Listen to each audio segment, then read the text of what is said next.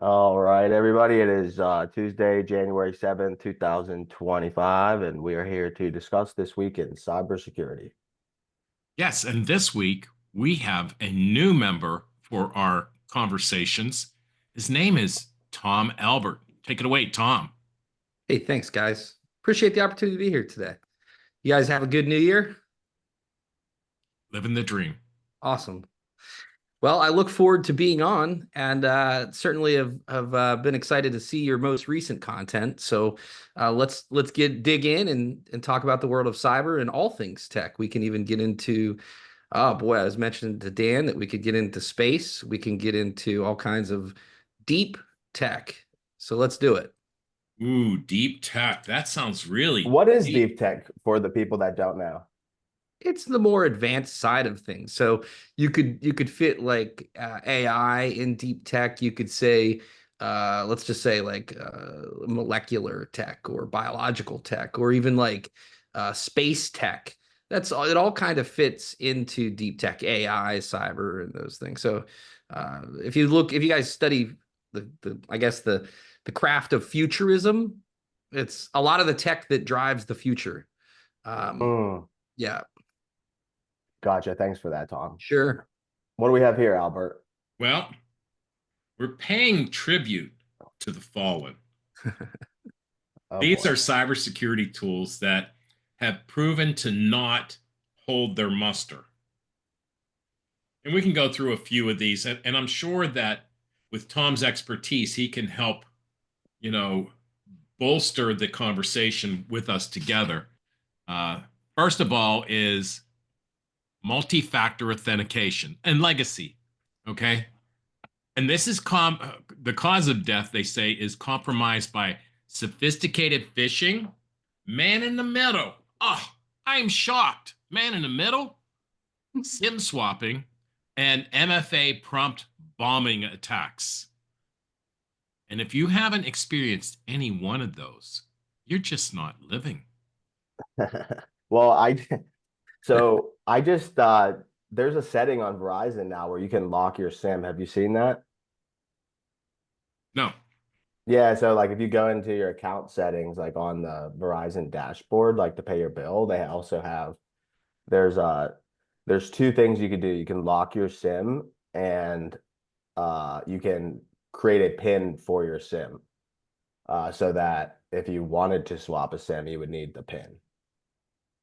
Hmm. Okay. I know But Apple has shifted to an eSIM. yeah, I don't trust that as far as I could Yeah. go at my iPhone. What do you guys think? Do you think the eSIM is safer or less safe than a physical SIM? That's a Well, good question. it's a really good question. And, if it goes with the rest of technology, it's probably something I'm not going to trust for very long. Right. Well, but like what you were saying a couple weeks ago, Albert, the a physical SIM is like a mini computer, right? Yes, it is. Yeah, so I mean that's pretty hackable too then, obviously. I mean, where was it made? Yeah, right. I don't know. Where was it made? I don't, somebody made it somewhere. China. Do we know So do we know who was making it personally? I don't Hey, know. if we haven't adopted the manufacturing of technology and we're not promoting that we're actually manufacturing technology here in the United States, it's probably not made here. Safe to say. Yeah. That feels about right. Okay. So, well, you're on an interesting topic. So, have you guys seen this phone? I don't know if you can see it. It's the unbreakable phone. I saw an ad for it. Yeah, it's is that what it is? Yeah, it's unbreakable or You unplugged. could you could pull you could pull the battery out, right? Well, yeah, there's a little switch on the side that right over here that you can just toggle the switch and it physically disconnects it from the Yeah, battery. all I see is a blur. I see it a little bit. Let's see It's if I can hard. see that little There. switch right Yep. there. So who sells that? So that's called unplugged. And Uh, where do they make unplugged?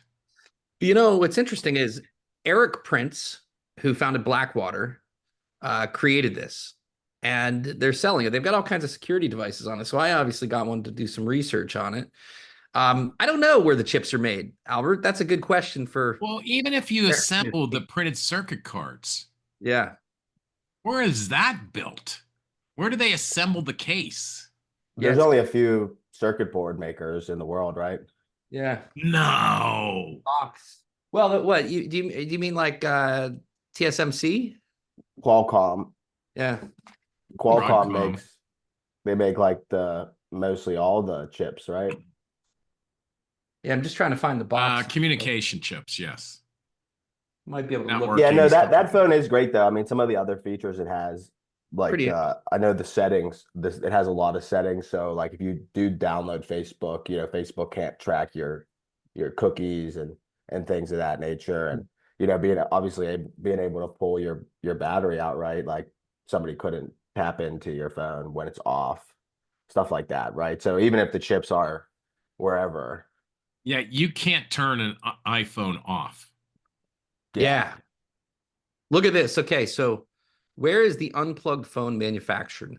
Prior to launch, we took a year of extra effort to build a supply chain. Oh boy, we're talking about a topic I love that is not dependent on China. The Upphone is manufactured in Indonesia, and we have full access to oversight on the factory floor and full transparency. There are some non-core components of the Upphone which are manufactured in China. Huh. Wow. So where's is it Indonesia as in Asia or is it in India? No. India is its own entity. Indonesia is a country in Asia. Ah, so it's still in Asia. Hold on a second, Huh. I'm reading more. Pull it up on the screen, Tom. Okay, sure. Let's take a gander at this. A Oh, gander. yeah, did you like that? Yeah. I need to be able to share. Albert, you got to let Tom share. I guess. I do trust him. All Go ahead. right. Let's see Let's just here. do my Google So Chrome. Indonesia is northwest of Australia. Ah, Navigate the supply chain. Boy, I gotta reach out to these guys. I mean, I love the phone. I gotta tell you. I mean, there's some things about this phone that are incredible. They've got Well, a lot of expand on why you want to reach out to them, would you? yeah. Well, they're talking about supply chain here, and supply Yes. chain risk is an area that that I measured risk works in, that I work Well, in, and I know that, but when we introduced you, we didn't say that you're the yeah, CEO of Measured Risk and you work on third-party sure. risk efforts for organizations. That is the truth. Yes, we build algorithms to detect specific types of risk, including cyber, of suppliers in supply chains from a distance. We can also see the resiliency of those suppliers. One of the primary reasons we did it is that the supply chain is created with a whole bunch of companies that are about 500 people and below. There's very little open source intelligence that can be obtained about those companies. And so what you have to use is inference. It's a specific approach in artificial intelligence that requires a lot of compute to be able to look at all of those, let's just say all those suppliers as an attack surface that an adversary might want to take advantage of. And so that's what we do as a company. And then I just stumbled upon here with this great phone unplugged, and we're talking about all of a sudden we're talking about supply chain risk. It's becoming a major theme, of course. And what I wanted to do, how I came to this, is obviously we're talking about where the components of this phone are manufactured, and it looks like they are very aware of the issue with Chinese manufacturing. And so There, right there in that paragraph. The big elephant in the supply chain room is China. exactly. The global technology sector is decidedly dependent upon Chinese manufacturing. That's Not dependent, over dependent. over dependent. Yes. Yeah. Scary. When you think about weapon systems, communication tools, nuclear modernization, and energy technologies that they address here. So I want to go on the record about the supply chain risks and bring this from organizational risk to our consumers as well. Yeah. because I think I've talked to you about this, Tom, but I'm putting it on record as we record this session that the Samsung TV my family purchased in our house has a crypto coin miner on it. Yeah, you told me that. Yep. You should do a breakdown of that sometime to actually like physically show, or yeah, like show the audience how you know that. I'd love to. Yeah, because like even when you tell me it now, it makes sense, but it kind of doesn't. Yeah, there's three levels of understanding. I could tell it to you and you'll forget it. I can explain it to you and you'll understand, or I can engage you in it and then you comprehend it and remember it. Right. So making an engagement video about finding crypto coin mining Oh yeah. in an office, on your TV, Yep. or other devices that you'd never expect to find this malware. Is that, Albert, from your perspective, is that a supply chain problem or a cyber problem, or is that one and the same? So it is the same. First of all, we don't manufacture things in this country, so we're at we're at the will of manufacturers to implement security. And when we go to, an organization like, let's say, Best Buy or Staples or wherever you buy, Costco, Target, Walmart, Sam's, wherever you buy technology like a TV, you're looking for price. Or at least most of the people I know are looking for price. Mm-hmm. I actually want to look for better security. And I think that the next time I buy a TV and I find out that it's got malware in it, I'm taking it back. Yep. Or one of those remotes that listens to you. Oh, yeah. I That's mean, extremely uncomfortable. so if you have a camera on it or a Yeah. microphone, you know, even though you think that you've turned it off, if they have a back door into the device, do you Oh think yeah. that any controls that you change and toggle are going to have an effect on the security of that device? Well, if you pull the battery out, right? If Well, you I'm turn it talking on. I'm talking like a TV or a laptop or something like that. Yeah. That's why you have to plug the mic blocker in that I just got Yeah. today. That I saw might that. You got one, and I've had these ones right here. This is for the iPhone, and then this one's for the computer. Do they actually work? Yeah, they do. Wow. See, Yeah. I was curious. I was going to test it out just to see, but I'm pretty sure that my mic blocker probably came from China. Yeah, but probably all it is. That's a good question. I so wonder, it makes me think about this Flipper Zero I have in here, right? Because now Oh my God, I want to get one of those. well, yeah, I'll let you play around with mine. I'll set it up to you. Yeah. So Thank you. this Flipper Zero, I wonder, Albert, because I'm thinking about the only way that you can really tell that, for instance, that your TV is spying on you is if you're looking at even like outbound calls of where the network traffic is going within your house or your office or wherever. that's why I built it safe, because you can't tell what's in the network unless you look inside the network. It's Right. kind of like saying, "Hey doc, do I have cancer?" And looking at you, you look fine.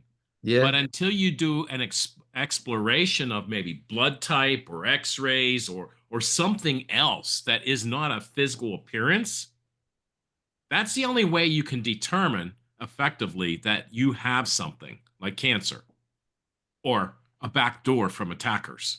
Mm-hmm. Yeah, Because you right. can't see it looking at the TV or the laptop that, hey, there's a back door on this device. You have to be in the network. I was Yeah. just looking at something crazy. I was looking at, the innovation. We can get to this, but even around, you guys are familiar with the EV tool space, the vertical takeoff landing space, Yeah. flying cars. Yep. The supply chain in flying cars, I started looking at a while back, a couple years ago, and I got pulled into something to take a gander at some of those things, and Good old gander. started thinking about the chips and the control boards on these flying cars. I mean, it's it concerns me when you think of the implications of hardware and you think of whether it's a TV in your house or you think of it's a flying car Or you even think, I just read that what's the fully autonomous car out in San Francisco that, Waymo? yep, Waymo. I read that there's going to be more Waymo rides than Uber rides by the end of 2025. And I you don't know think, about that. I think there's going to be more Tesla. I think there's going to be more I Tesla mean, yeah, rides once Tesla acquires Uber. it's a good question. So, I And mean, that chips. Tesla bus, right? Yeah. Yeah. Sorry, Tom. No, it was interesting to me because immediately my mind goes to where you guys' mind goes to, which is the all the different components that make up something, and just the potential for risk with the myriad of different exposures that each of those processes and components go through, the countries where they're sourced, the people involved, everything. How do we get better at determining those things? And obviously, we all make capabilities that help towards that problem. But imagine that you could just take an X-ray machine at a hardware device and say, okay, we found all the composition of the bill of materials in that. We found immediately in AI all the vulnerabilities in the chipsets. We found where they're exploited. We also found where they're calling out the traffic and where there's command and control, where they're exploitable, and so on and so forth. Are we getting closer to a world where we'll be able to determine that with more of a frictionless approach than the old school way of pen testing? So I find pen It's above my testing pay as an grade. obsolete technique Yeah. for determining problems in your network, a server, an application, whatever. And the only true test that I've seen is in-network review. Put Now, it is there in. any way to mask that? Like, is there any way a hacker that was smart enough could hide their traffic? Like, for instance, like say a hacker, put the Bitcoin miner on your TV. The only way that you would know that is because you see your TV sending information out to China, right? But the hacker's not sending it to China; they're sending it to a proxy in Chicago. Oh, So it I looks know. Yeah. I mean, obviously, all of those techniques are there. But the problem is you can't see even that without first investigating. So one of the things I want to stand up after we get investment going is a UL label for cybersecurity. Mm. what's that mean? Yeah, I know what you The UL. underwriter laboratory label goes on any device that has an electrical plug. Oh, so it's like a certification. Yes. Got you. mean. That's actually pretty smart.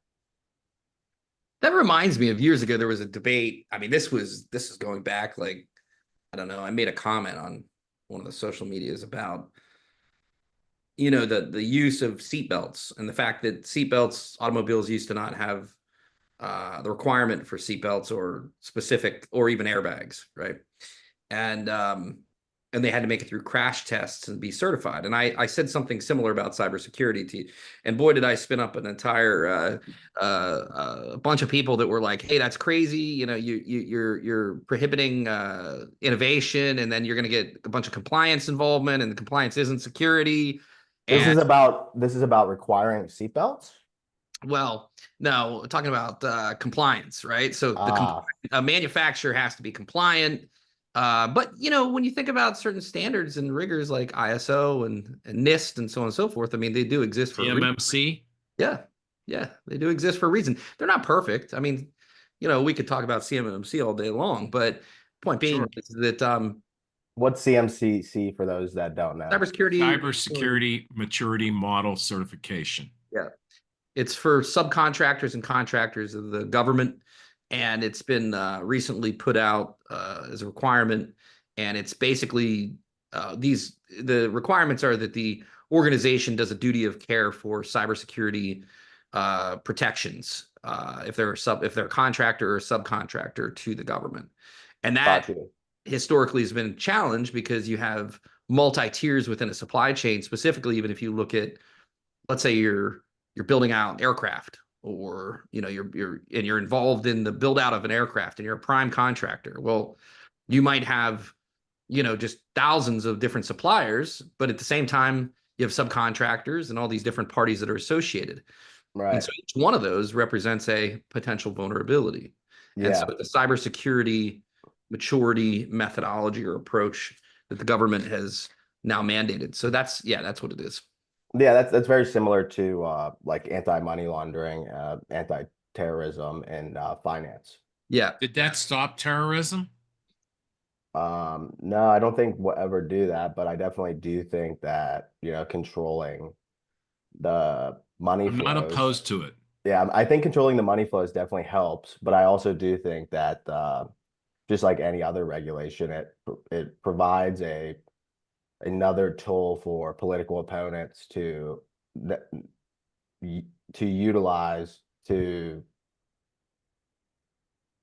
hurt their enemies that maybe aren't terrorists or money launderers. Like for instance, this is an extreme example, but Kanye West goes on the internet, exercises his free speech, says something crazy, and then all of a sudden Chase freezes $140 million in his bank account because not because he's a terrorist, not because he's money laundering, but because they disagree with his views, and so that's an example, I think, where we're taking something that was supposed to prevent terrorism and using it in some way it was never intended, So it right? seems like they didn't do KYC, know your client. Well, they did know him, and he was making them a lot of money, so they were cool. And then he said something that they didn't Oh, support, I so get it. I yeah. get it. But you can't have your cake and eat it too. If you're going to live by the sword, Right, yeah, exactly. Yeah, I mean, I'm giving an example, right? This that doesn't necessarily apply to cyber, but it definitely applies to these rules that we make for good, Like anything you make for good can be used for bad, is all I'm saying. so that's the whole point. When compliance rules and governance was adopted by this country, it was freely available for everyone. The real deal here is the adversary, the attacker, or anything else that you want to call them, also knows what those rules are. So Right. how do you evade detection? You have to constantly be changing your techniques and application and strategy Yeah, as you to how stay you under the apply. radar. Let's say password logout is 5 failed attempts in a minute. And I challenge any human to get 5 failed attempts in a minute that's really consciously looking to put in a good password. You guys remember something called moving target defense? No. No. There What's was that, a Tom? it was a DHS initiative a while back about I loved it. I thought it was brilliant. It was that the attack surface needs to continually evolve. And so you move the target and you change, it's a constant rotating, almost obfuscation layer from the actual physical asset. And as a result of that, this came along the lines. I was working in an area where I was looking at deception technology, and that falls in that area, by the way. Yeah, we were talking about that when we last spoke a little bit, I Yeah, think. Right? yeah. I mean, it's the I've always been interested in that area because I mean, it's difficult to hit a target if you can't tell what the target is, and you could with AI. I mean, now you could probably certainly do some really interesting deception tech to do moving target defense pretty rapidly, right? And I think I've always believed that approach makes a lot of sense. There was a software I was looking into because of you, but basically it's AI lie detection software. Uh-huh. Yeah. It looks pretty interesting, but the only downside is I guess it's illegal to use a lie detection software, like and record somebody so that the software can analyze their stuff without telling them. Yeah. So Like a So let me PII. ask Yeah. you, are you planning on using lie detection software on our pre-recorded and authorized recording here? So yeah, I guess you could do that because it's public, right? But I'm saying, say I'm talking to a founder, right? And Yeah, they're seeking an investment. And so I'm having a called an interview with them to learn more about them and their company. You know, absolutely. yeah, it would be nice to be able to try that software out to see if they're lying about the investment they're pitching, right? Yeah. But Well, it might be that they're uncomfortable with the approach of pitching to get money and they're not used to it yet. I've seen that a lot, but I Yeah, agree right. that That's what Tom and I were talking about a little bit is like all these signals that you have for, let's just use the case of lying. I could think of a bunch of reasons as to why these signals people think are lying aren't true. Like for instance, eye contact is a big one, but we know that people, for instance, that are on the autism spectrum, are visual people, and so they don't use eye contact as much. Does that mean they're lying? It's no, they just process information differently. they certainly do. And I The- know a few people like that. I What do you gotta got? plug this book. Behavior? Oh Behavior wow. ops. I Okay. gotta plug you this book. This is the Behavior Ops Manual written by Chase Hughes, who is considered, he's on our board of advisors, by the way, at Measured Risk. He's been on for quite some time. And Chase actually is considered the human lie detector. He's a master of influence and persuasion. He trains uh, defense agencies, intelligence individuals, and others on this skill set, as well as corporate executives. And really, this manual, this ops manual, is unbelievable. His expertise also sits in behavior profiling, interrogation, and even deception detection or micro expression assertion. So, Right. to your point of looking up to the right or looking up to the left, and then amount of That's a whole blink nother thing rate, right there. you The blink know, rate's a big one because yeah, it's very this, hard to fake your blink rate. this book. Send it. Send it with the flipper zero, Tom. It is Christmas. I love it. So, Yeah.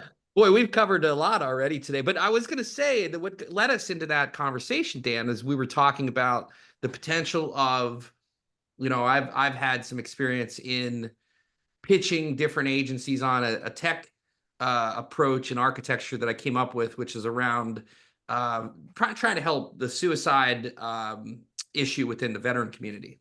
Right. Yep. And it was years ago, and I was looking at fusion of intelligence across not just micro expressions on a face, but also intonation in voice, which you can actually use. There's a company called ClearSpeed that a buddy of mine owns, and it's Alex Martin, and that does some really interesting determinations about yes, no answers or deception detection, insurance use cases, and things like that. That's audio. And then other than that, the words we use, the wording we choose, which there's a book called The Structure of Magic, which was instrumental to me to look back in when I started getting heavily in natural language processing and backtesting sentiment analysis. And what I'd say is the fusion of those three things, the way we got there was wanted to put together a technology platform that, let's say, could plug into a Zoom and be able to alert, let's say it was a virtual doctor visit, to alert the physician that individual, let's say it was a VA patient, that individual was having a mental health crisis and possibly suicidal. Well, I pitched that to several places that you would think that they would be like all over it, and had a heck of a time. Since then, I've had many friends of mine commit suicide, which is unfortunate, that are veterans. And the crazy part is, I just saw the other day that now some of this is starting to actually happen in doctors' offices and physicians' offices, where they're actually, there's a new, I'm trying to think of the study out, that they're piloting some kind of capability similarly, I guess you could say, to scan for this type of stuff in advance. And I always felt that you could do that. You could tell a lot via vocals, facial micro expressions, as well as the choice of words of how we communicate. Could you give some examples of each of those three aspects of deception detection? Yeah, I mean, all you got to do is watch the behavior panel. If you just, don't listen to me, listen to those guys. It's the behavior panel is the YouTube channel, and it's with Chase Hughes and three of the other top guys in that field. Mm-hmm. They've got over 1 million, I think, followers at this point. It's unbelievable. But Wow. they'll actually put up like trials, and they'll have people on trial, and they'll be like, pause that right there. Do you see that? That person right there that's a lie. They're looking at things like posture or movement, or how they'll come back and clutch their hands, or they'll look up, or they'll look to the right. The other thing is, or blink rate in your eyes, things of that nature. The other thing is, the crazy part of this is, okay, so I had a conversation with the PhDs that run a big part of one of the organizations that run the American Mental Health Association about this. And it wasn't just me on the phone with them, but the call was for the purposes of pitching what we described to you just a bit ago. And they were very academic in their approach to us and kind of dismissive and about even micro expressions, kind of dismissive of the craft of micro expressions. And it was fascinating to us. And, they could have saved a lot of lives had the time between that time and this time, had we been able to pursue what we were trying to pursue together. But so the answer to your question is those types of things, the blink rate, and then the words we choose, which if you're familiar with Noam Chomsky, and Nope. basically just like the book I'm trying to find, next time I'll come a little bit more prepared with some of these books I can share, but the structure of magic. I think I can give you an example, like Yeah. and this is a counter to an example from my real life. So sometimes I'll say, to be honest, like if I'm talking to somebody, as I'm diving into a deeper level of truth. And I have some friends that take that as like, oh, so that's indicating you weren't being honest before, Right. which is not true. It's just that's the word, because Yeah. that's the words that I throughout my life developed to use to describe the concept of going deeper to a Yeah. deeper level of truth, you Yeah. know? Yeah. So it's Yeah. like yeah, yeah. Yeah. And then on that's a linguistic side. So I'm talking about not when there's people confuse NLP, natural language processing, and artificial intelligence is one thing, which is utilizing a corpus of words. Okay. Right. But NLP, natural linguistic processing, I believe is what it is, which is the Noam Chomsky field of the words we choose and what it says about us, which is kind of like the utilizing sentiment analysis and things of that nature. And so those are some areas there. And then on the human side, and then the other part that You I said a think word that is I don't think a lot of people that are going to watch this video really understand. Human. human. So there's You meant. there's a bunch of ints, intelligence Organizations. and fields of studies Fields. of tradecraft, like cyber int is cyber intelligence. Right. Human is human intelligence. Geoint is geographic or geopolitical intelligence. Those types. There's a whole tradecraft across all these different ints. But sorry about that. Yeah, human, the study of human behavior, very much so, and then technology's application to it, I think, can take us pretty far. But to your point, this is where it gets really interesting: is how do you backtest these things? How do you backtest the fusion of those things all at once? And how do you determine the efficacy of those algorithms? And that's where you get into predictive modeling. And you use some of the ways that I looked at doing it was through game theoretic approaches of AI, which is where you're doing challenge response against, let's say, a decision tree. And it comes to, yes, this is the conclusive red or green. And then, but wait a second, we're going to use game theory to gamify that. And there's things called F1 scores and things called the confusion matrix that in AI coding that you can employ to sharpen the top of that decision tree ultimately. And so that's a part of now I just got into artificial intelligence and the fusion across different modalities. Time out. We're going down several. Yeah. And although I know we want to get to quantum computing soon, I don't think today's the day. Yeah. We got really deep into the deep We tech did. there. I got excited, guys. Thanks for allowing me. Yeah. Yeah. It's Of all course. good. And so I'm going to circle back. Yeah. The number 2 item that we were originally talking about, which was Farewell to the Fallen, the cybersecurity stars we lost. Number 1 was multi-factor authentication. Yep. Now we're talking about signature-based antivirus. What is signature-based antivirus versus normal antivirus? There is a list of common exploits and vulnerabilities, and it's hosted on the web. And most every single traditional cybersecurity tool has access to it. And what it does, it allows the tool to scan a device to determine whether or not it's got an exploit or a weakness.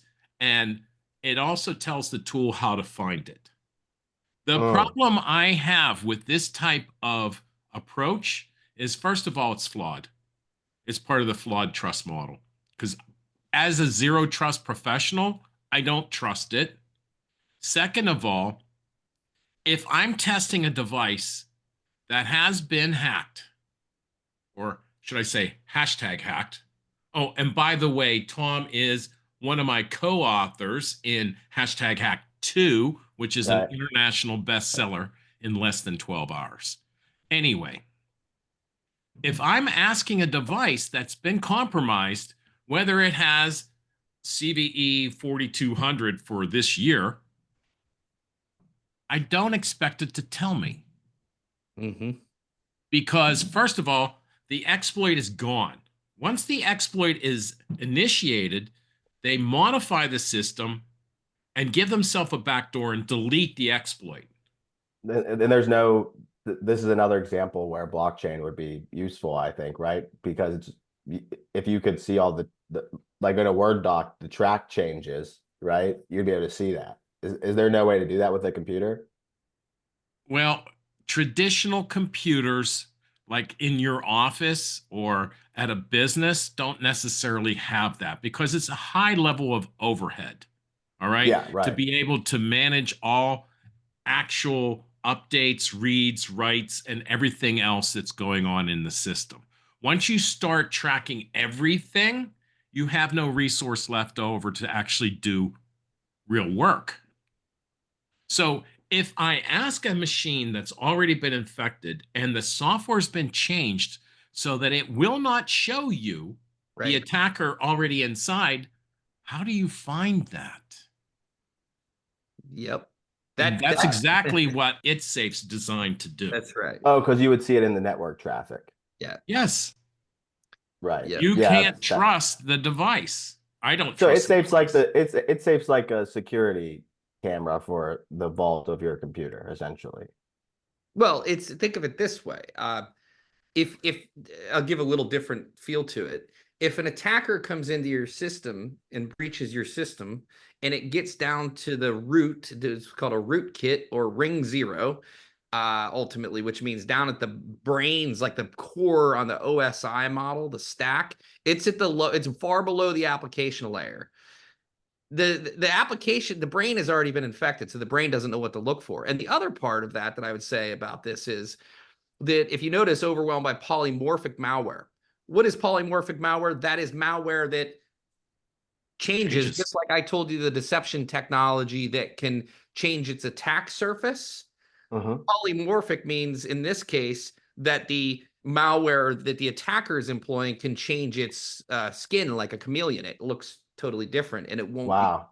determined. And so how can signature-based approaches work when the actual machine has never seen a threat or risk like that before? And so that's called 0 days. And so it has no virtue whatsoever in a dynamic world. And Yeah. is that right, Albert? The good way to put it?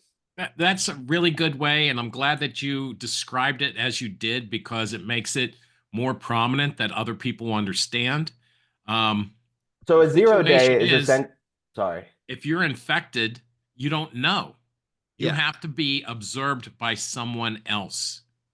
That sucks. Hey, speaking of that, I wonder if you could create an AI like Tom was talking about for deception detection, but for cancer detection, just based off of somebody's micro expressions, the voice, um, eyes, etc. Do you think that's possible, Tom? Yeah, I do. I think that they're doing, I mean, certainly, I know a lot of the work that they're doing in detection, cancer detection, and even like heart predeterminations around heart attacks. But even like your, let's just say, bless you, Thank you. let's say like an image of you versus a twin that lived a different life. Well, they can kind of predict. Have you seen the death calculator? Have you No. it's supposed to be eerily creepy that it'll tell you like the day you die, which is absolutely crazy. Warren Buffett always told Charlie Munger, he said, "I always I want to know is where I'm going to die, so I'll never go there." Yeah.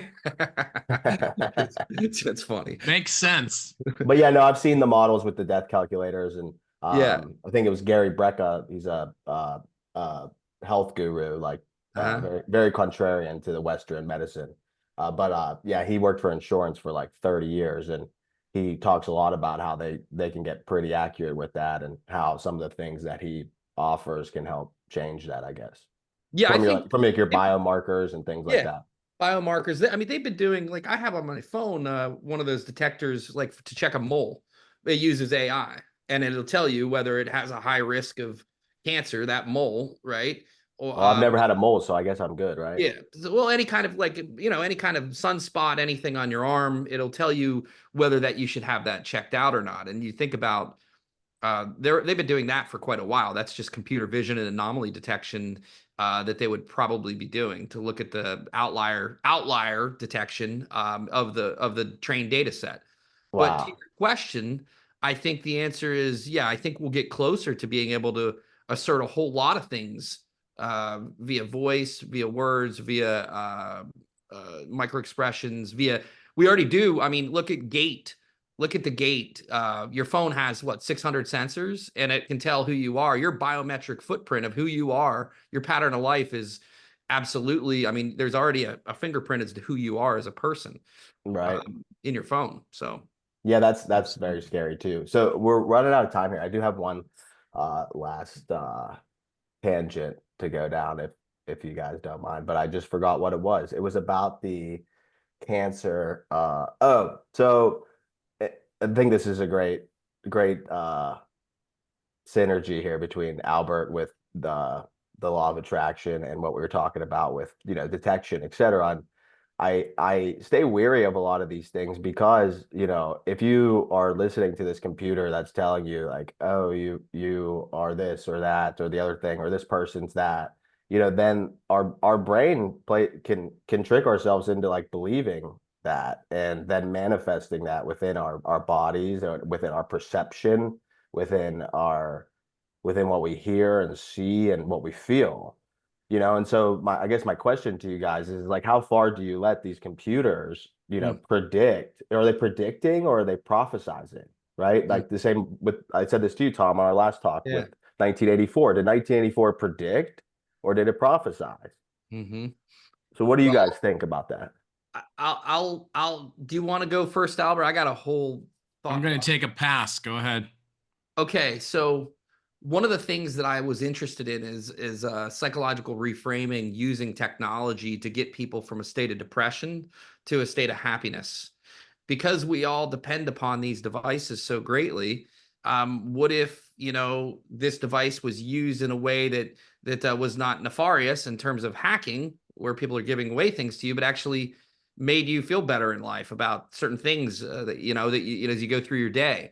Yep. And I was thinking about that psychological reframing, utilizing that after doing detection of suicidal ideation with folks, basically that use technology to determine that. How could you reframe an outcome or do early interdiction and those types of things? And what I'd say to you, what you're describing is, does art imitate life in a way? In other words, what you're kind of describing is, do we manifest what we eat, like or what we watch on television or what we watch on our phones, or do we manifest what we want to watch on our phones, and the phones then are driven by what our desires are, and so or the things that we consume.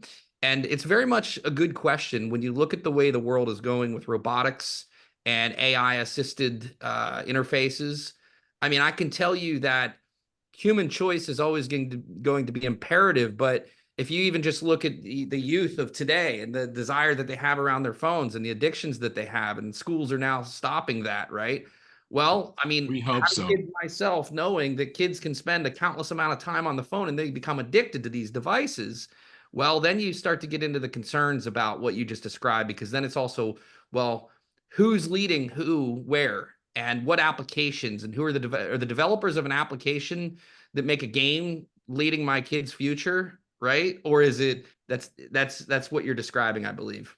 Yeah, well, yeah, that and even diving into the suicidal idolization and just the whole concept of psychiatry and mental health, right? Yep. Um, when at least when I think about my own experience with psychology and psychiatrists and therapists, right? And I look back on that, I realized that a lot of the things that I thought I felt were only as a result of them propagating that information into my mind Mm-hmm. and Yeah. nothing else. Like Yep. nothing besides You that, didn't you know? have it before you talked to them initially, right? Right. And now after doing enough research, I realize exactly what they do, how Mm-hmm. the words they say, the Mm-hmm. manner in which they say them, and then the repetition of that over time.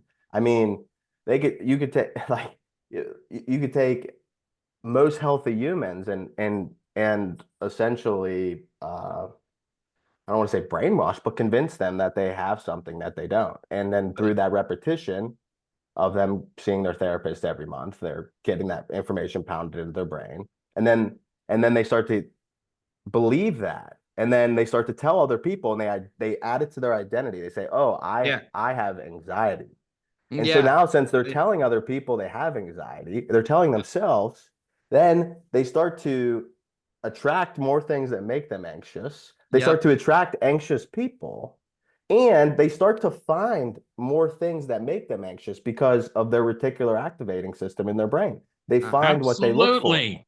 This is my point. This is my Yes. whole point behind this. And so I don't know what the solution is, but it's just like I could talk about this for 100 years because it impacts every single aspect of our life. Yep. Yeah, That does. you brought up just an amazing set of points there, Dan. I gotta say, Daniel, it's unbelievable that you kind of broke it down. Now, how does that all tie to cyber and AI? It does. Everything you described does. Well, it does, yeah. Because we rely on technology, and technology can be breached, and algorithms can be shaped in ways that that make you believe certain things.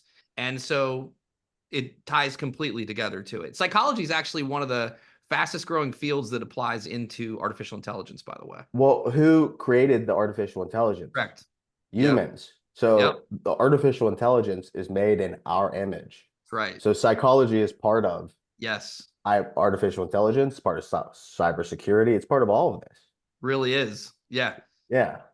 So Love it. awesome. Well, we went a little bit over on time. I could talk to you guys all day.